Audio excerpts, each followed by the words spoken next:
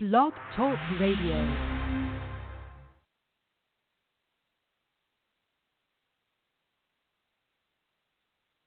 Blog Talk Radio. Easton, Pennsylvania to Sydney, Australia. You're listening to Franchise Interviews. Franchise Interviews. Welcome to Franchise Interviews. Franchise Interviews has been giving an up-close, behind-the-scenes look at franchising and entrepreneurship. Listen to interviews with franchisers, franchisees, franchise authors, franchise experts, and attorneys. And now, welcome your host, Marty McDermott, and Franchise Interviews.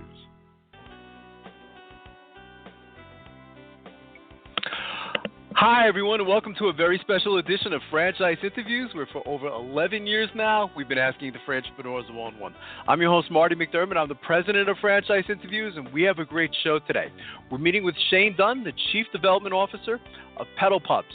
And Pedal Pup is a Minneapolis-based business spearheading the bike tavern experience. Following initial success with over 40 licensed locations, the brand just announced its formal franchise opportunity as it seeks to grow to 1,200 bikes by 2023. And we're going to talk to Shane about that in just a moment on Franchise Interviews. So stick around because we have a great show. Are you looking for a unique and lucrative franchise opportunity? If so, take a look at Stone Coat. With a patented process which creates a true stone finish on almost any wall or ceiling, Stone Coat is a true game-changing product in the multi-billion-dollar construction industry. Stone Coat is applied faster, cleaner, and cheaper than conventional quarried stone, which saves both time and money. With advantages in remodel and new construction of both residential and commercial projects, Stone Coat is a true crossover product. The Stone Coat franchise opportunity provides a low startup cost, low operating expenses, comprehensive training, ongoing support, and no royalty payments. For more information on the Stone Coat franchise opportunity, go to www.stonecoatfranchise.com. That's www.stonecoatfranchise.com, or call us at 972-380-2700. That's 972-380-2700. Assistant for Franchise Interviews, LLC, and you're listening to Franchise Interviews. Franchise Interviews. From Easton, Pennsylvania to Sydney, Australia, you're listening to Franchise Interviews. Franchise Interviews. Hi, everyone, and welcome back to a very special edition of Franchise Interviews, where for over 11 years now, we've been asking the Franchipreneurs one-on-one. I'm your host, Marty McDermott. I'm the president of Franchise Interviews, and as we were saying earlier, we have a great show today. We're meeting with Shane Dunn, the Chief Development Officer of Pedal Pups. And Pedal Pup is a Minneapolis-based business spearheading the bike tavern experience. Following initial success with over 40 licensed locations, the brand just announced its formal franchise opportunity, and it seeks to grow to 1,200 bikes by 2023. Hi, Shane. How are you? Welcome to the show.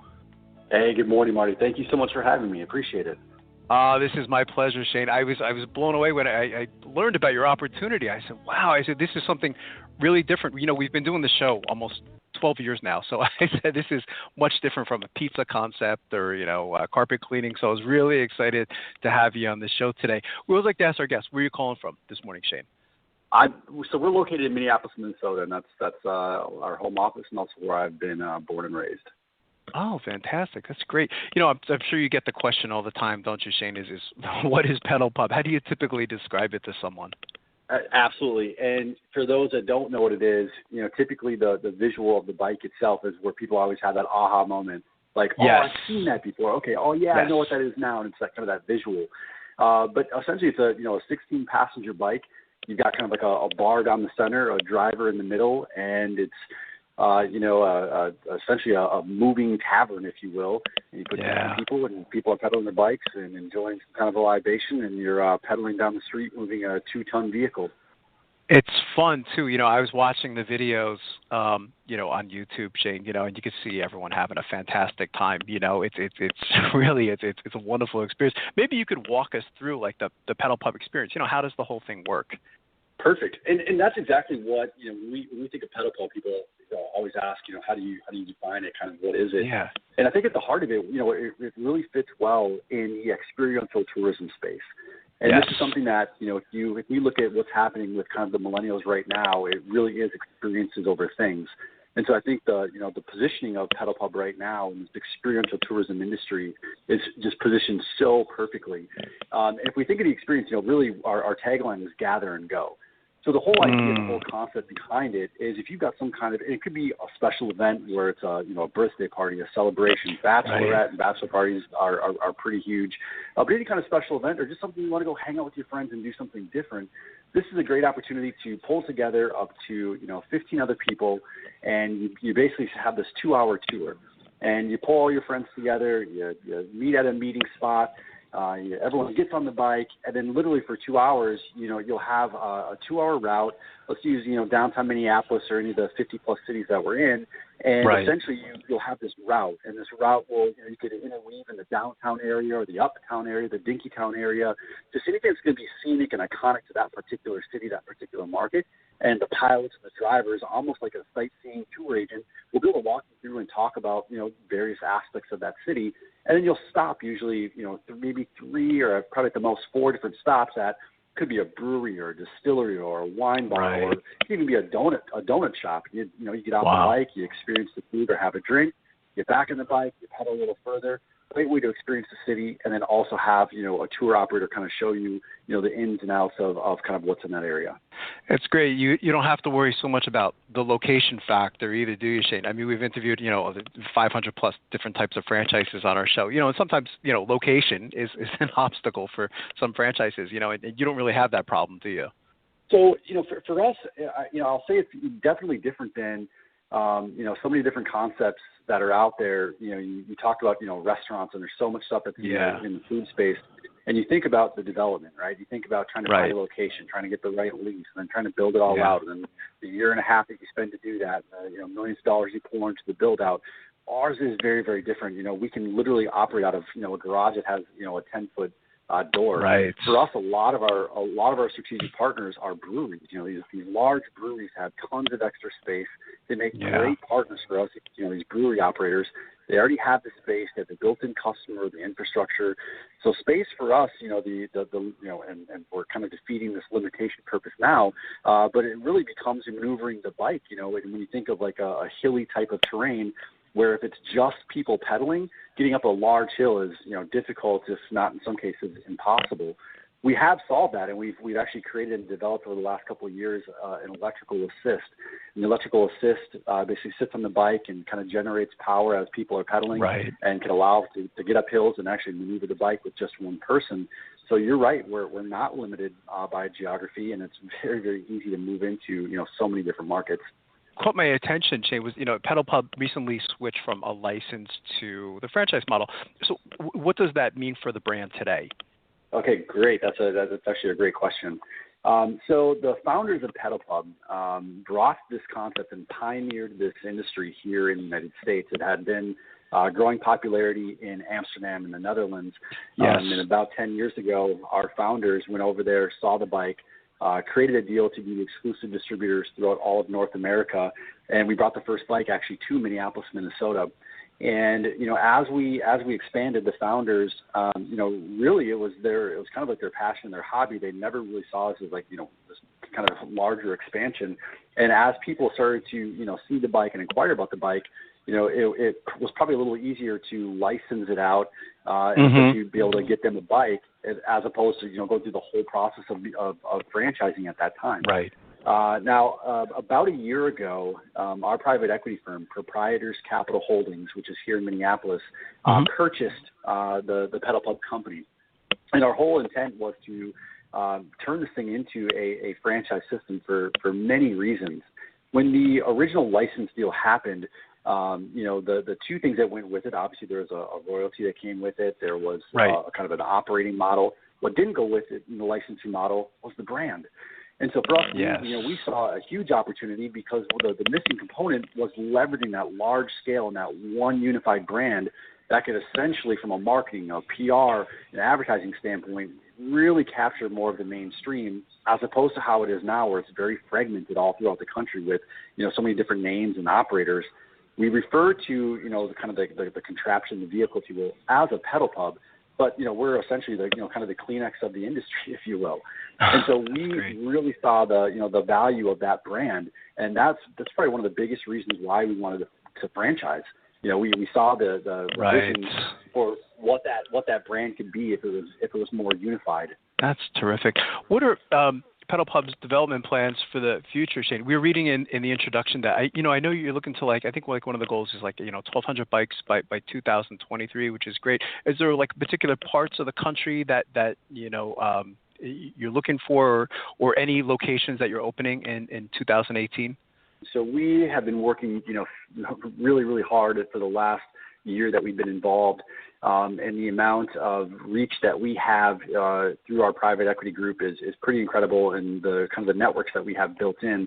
So a lot of the people that we've been communicating with, hundreds of people throughout the last year, a lot of them really have this tremendous kind of business savvy, and the financial wherewithal to launch businesses and launch multi-unit operations.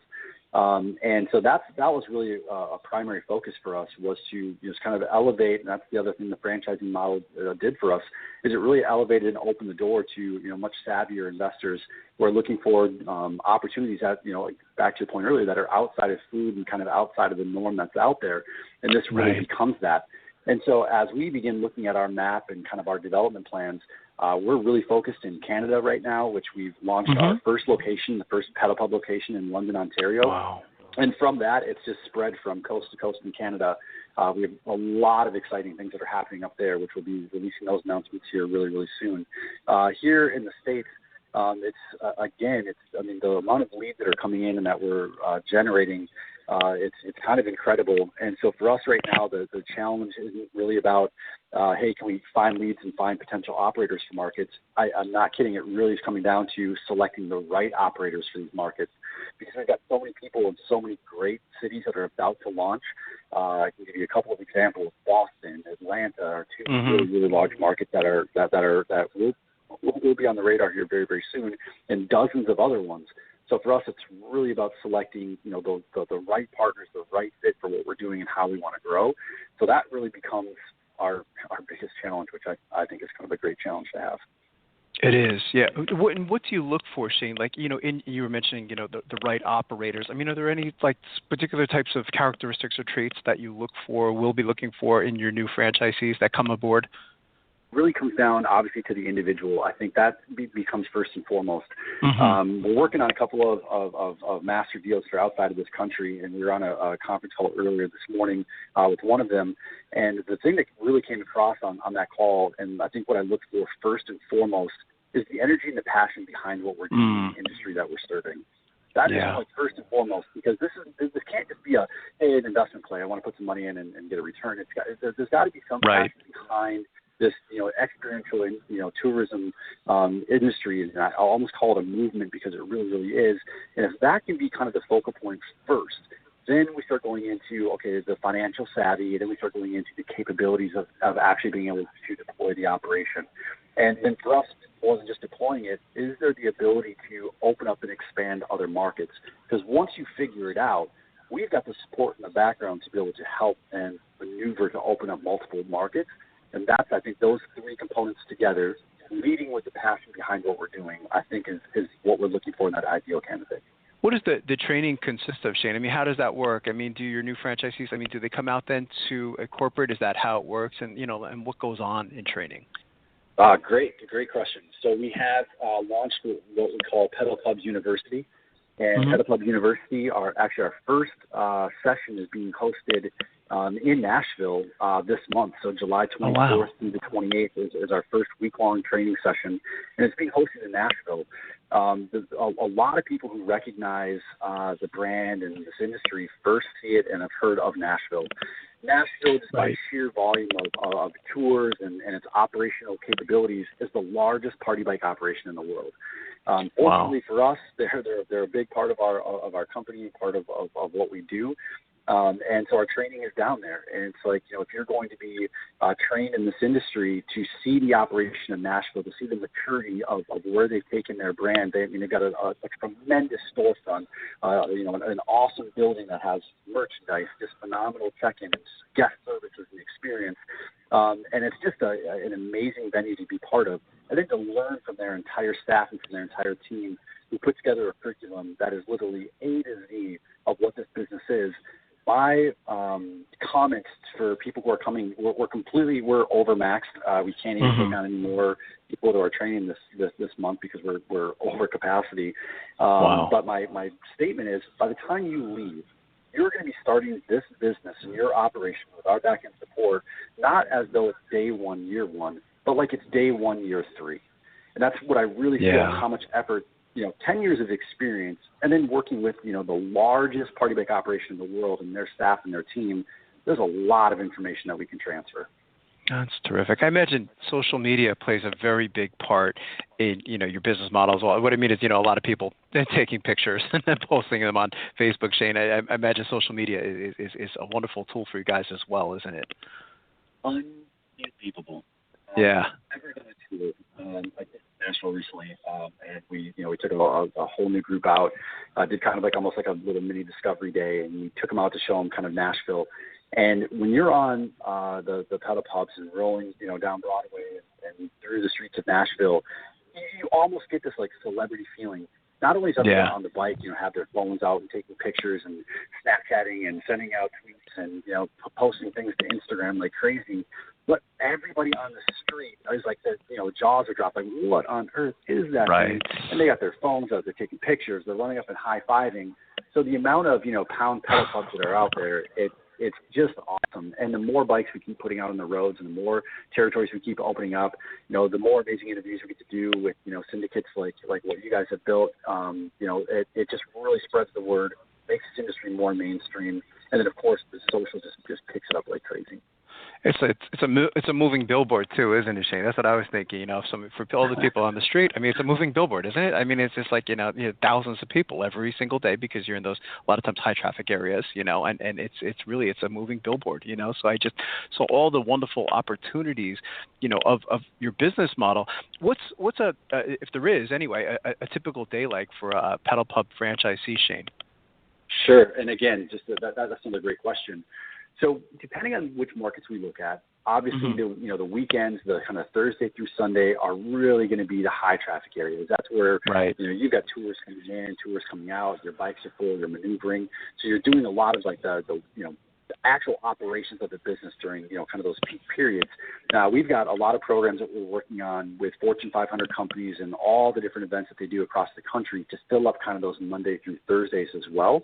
But typically Monday through Thursday is the time that the operator is really beginning to and working with all the different businesses that are part of the city and part of kind of their routes and their part of their tour program.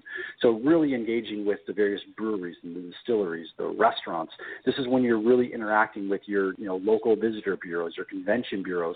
You're figuring out what tours and what events are coming into town. You're beginning to plan all the things. You might have a great beer festival that's coming in town in a couple of months, and you want to have the bike presented there at the beer festival. So you're really planning out all these events. It becomes so promotional, and it's the entertainment industry, the craft beer owners and the festival owners. Those are the people that we get to interact with on a daily basis, and these people are promoting fun, they're promoting experience.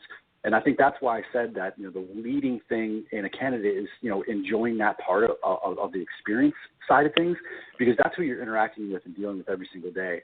You're interacting with people who built their businesses off of the experience, and they built their business off of the culture of the city, and that's what we're interacting with. And so to really tie in and to really build those relationships is probably the most important thing you can do even before the day that you launch your first tour. So what's next for Pedal Pub then, Shane? If looking into a crystal ball. Sure. There's actually a lot of things. We went through a full major rebrand. That whole rebrand obviously comes with deploying all kinds of new materials from an online and digital standpoint. So that entire initiative is underway. We've locked in a ton of new, just tremendous vendors that we've been able to pull together based on economies of scale, deals and relationships that it is absolutely impossible for an independent to be able to go out and try to cut the same deals with a lot of the manufacturers and vendors that we've put together. So that's what we've been really, really working on, is putting those things together. As we begin looking forward, and we begin adding more and more and more locations, it really becomes making this experience more mainstream. And so that, if I look into a crystal ball, that is what this really becomes. Not that this thing is so mainstream or so institutionalized that, you go to, California and you go to Minnesota and, everything's exactly the same. Because every city is going to have its own unique flair, its own unique thing.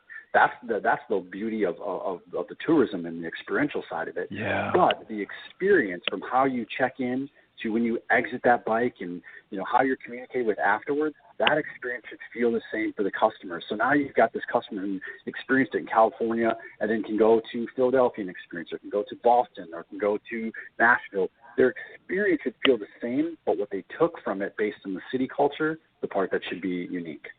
That's the biggest thing that we're working on. Yeah, that makes you make quite a point, and because a lot of times we do talk about, we'll use like McDonald's as an example, saying, whether you go to McDonald's in Portland, Oregon, or Portland, Maine, it's the same experience. But with yours, the experience is the same, but it's different at the same time, isn't it? Which is really the beauty, of franchising this type of model. It really is very clever, isn't it? I don't know if you can tell, but the excitement and the energy, my voice is it's this thing in this movement in this company. It's not hard in the mornings to jump out of bed. It's not hard to completely lose myself. 7 o'clock, 8 o'clock at night, I'm like, oh my gosh, I'm still going, and it's like a lose track of time kind of thing because of what's being built and the excitement behind it, and energy and excitement is very contagious. And with all the people that I work with and all the new people that we engage with, it's just a new shot of energy. Like every single time I've been on 3 different conference calls this morning, and each conference call that I've been on is with either brand new franchisees coming on or new potential that we're working on, and the amount of energy they're throwing my way just fires me up even more. It's a fun business as you're describing it, Shane. We have a lot of different types of franchises on our show. We'll have transmission franchises and carpet cleaning franchises, but this is is different in the sense that you really do get to provide a fun experience for your customers, and I imagine your franchisees feel the same way. And to get to be part of that, I think is a wonderful experience. What's the best way for our listeners, Shane, that they can get more information on Pedal Pub? As far as the service goes, and even the franchise, of course, itself. Are there any websites that you would like them to go to check it out? Of course, pedalpubpartybikes.com. So pedalpubpartybikes.com is more of the opportunity site. There are some things that will be changing going forward, but that site will be able to get them to all the details and information about franchising, and then ultimately get them in contact, backed up with myself and our development team. That's fantastic. Well, I love this concept, and I'm glad I finally got to have you on the show because I've been studying the model for a week now, and I said, this is really clever, and it's interesting for me to be able to interview someone like yourself that has such passion in the business model. I can hear it, as you said, in your voice, and I think it's exciting, and I'd already like to invite you back as Pedal Pub continues to grow because I think it's going to be an interesting future for you guys. Oh, that'd be great. And listen, I absolutely appreciate bringing us on, and thank you for sharing the enthusiasm about what we're doing. This has been my pleasure, Shane, and we'll be right back with more franchise interviews. Coming up on segment 2, you're going to hear what every franchipreneur needs to know before buying a franchise. We're going to play a clip from our popular Great Quotes in Franchising podcast right here on Franchise Interviews.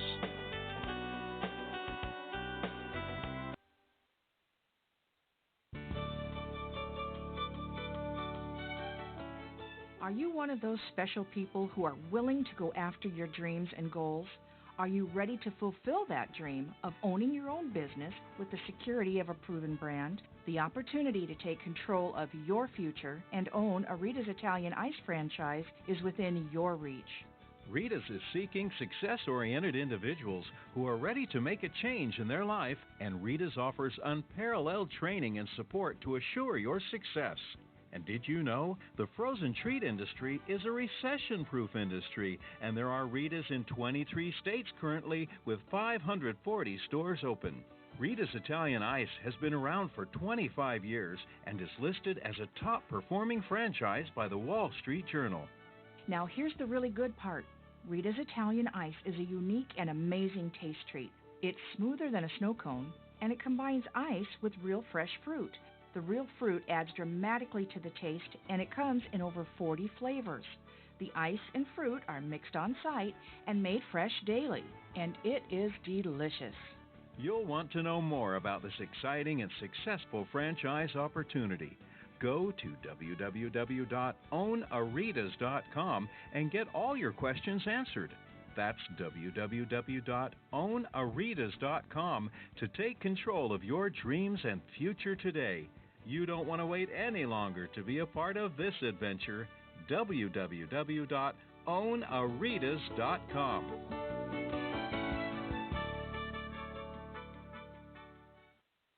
Franchisers, are you looking to reach aspiring entrepreneurs looking to buy a franchise? Are you looking to reach a highly educated audience on franchising? For over 8 years, Franchise Interviews has been giving an up-close, behind-the-scenes look at franchising and entrepreneurship through our website, franchiseinterviews.com, where you can hear and read interviews as well as get tips from some of the most successful sources in franchising. Our weekly franchise radio show where each week you get to hear a new interview with franchisers, franchisees, franchise authors, franchise experts and attorneys, and our podcast, Great Quotes in Franchising. For more information, go to franchiseinterviews.com or call us at 610-905-2919. That's 610-905-2919.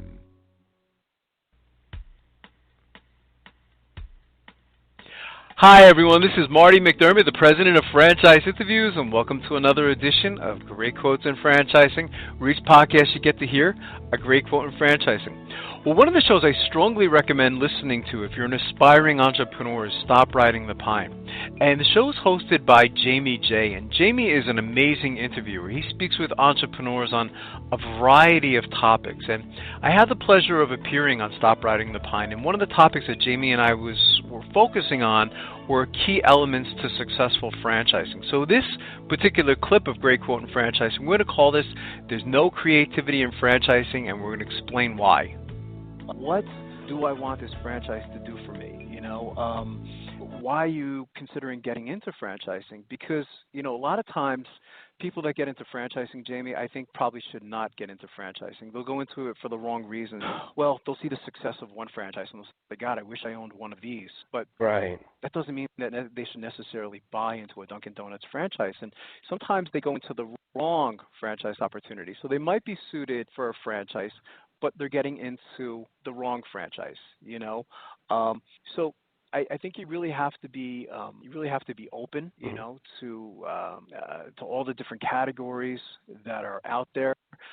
Again, going deep within yourself and asking yourself, what do I want this franchise to do for me? If you don't want to work on weekends, then don't get into one of these like children franchises where they're real busy on Saturdays or Sundays. So you have to say, what do I want it to do for me? And you ask yourself those deep-rooted questions. Perfect. I think that's huge. It's very important for people to not jump into something. Absolutely, because it's expensive too, Jamie. I mean, a lot of times, you're signing a 10-year contract, which is 10 years of your life. It's a long time, isn't it? I mean, it's oh my gosh. Like, I won't compare it to the sanctity of marriage, but right. Sometimes it goes further than that, I mean, having that 10-year commitment, so it is a very big commitment financially. It's a big commitment. I think you have to have the support from your family, whether it's your wife and your children, because the first year, typically from what I've learned in doing this show such a long time now, is it takes a long time to get it off the ground. Even if it is a Subway franchise or, a very recognizable brand name, you're still going to be putting a lot of work into it, so right. You might be missing that time from your family. And sometimes people get into franchising for the wrong reasons as well. Maybe they'll have a bad day at work, and they say, oh, I hate my boss. I'm out of here. I want to be my own boss, And, again, franchising may not be the best alternative for that type of person. There's so many different types of levels of entrepreneurship. Franchising is just one. I mean, you could just initially start your own business where you get to be the creator. There's no, I hate to say this, but there's no creativity in franchising sometimes. I mean, you have to follow somebody else's creation, and that's okay for some people. For me, it wouldn't be. And I'm assuming in getting to know you over time, you might have trouble with that as well, because again, you like to create. I couldn't get outside of the structure, but I understand why that would be a good thing, because exactly, okay, they've been there, they've done that. You won't make the same mistakes that the original franchisor made, because they found the solutions along the way, and that's part of the attraction for franchise. Exactly. I published. It sounds like I'm bragging, Jamie, but I just got one of a paper published in. You deserve it. If you'd like to hear that whole interview with Jamie J of Stop Riding the Pine, all you have to do is go to stopridingthepine.com, and you can hear the whole podcast. And lastly, we just want to thank everyone for making this podcast such a big success. It's hard to imagine that we've been doing it now 10 years ago. It was one of the things I was talking about with Jamie on the show, is the longevity of the show. Is what started out to be a 1 month project turned out to be 10 years. So I just want to thank everyone for listening to the podcast and making it such a success. So thanks, everyone. We'll see you again soon with another edition of Great Quotes in Franchising from Franchise Interviews. Take care, everyone.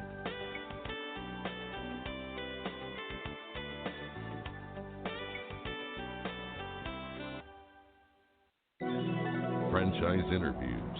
From Easton, Pennsylvania to Sydney, Australia, you're listening to Franchise Interviews. Franchise Interviews.